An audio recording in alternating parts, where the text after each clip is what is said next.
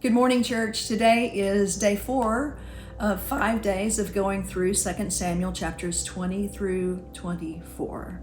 And today we are in chapter 23, where David again spends some time honoring God for his wisdom, for his direction, and for his goodness.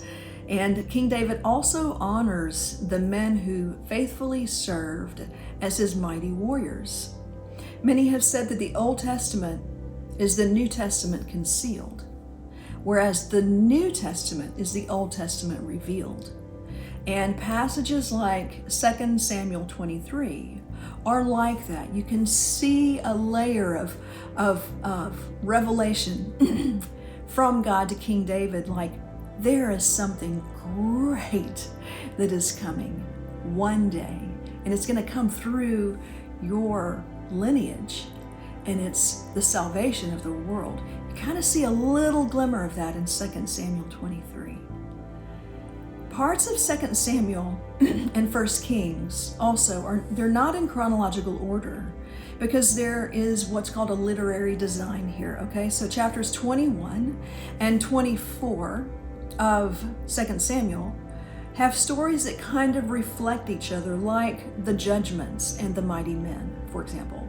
And then the reason for that is those stories are bookends, okay? So there's one here, and then the next story is repeated, in a backwards fashion until both sets of stories are pointing toward the center. And what is the center of all this? Well, that's where we find chapter 23, verse 5. Here's what it says. If my house were not right with God, surely he would not have made with me an everlasting covenant, arranged and secured in every part.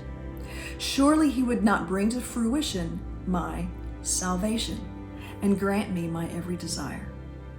In the middle of these stories, we see King David worshiping God and pointing forward towards an everlasting covenant, bringing to fruition my salvation.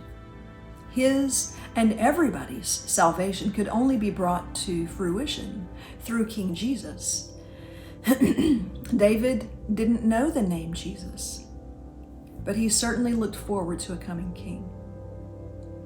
And so when you read Old Testament passages, look for patterns and repetitions, or when you notice, like if you've read a chapter and then a few chapters later you read something that's kind of the same idea or maybe even the same story, stop and ask your question, is there something important that's sandwiched between these stories? And then the second thing I'd like for you to think about is to think about how King David honored God, and he also honored the men who served faithfully under him. And so the first question is there something you need to honor God for today? And then the second question, is there someone that God is asking you to honor publicly, or at least bring some encouragement to them? Pray about it, and then obey what the Lord shows you. God bless you, church.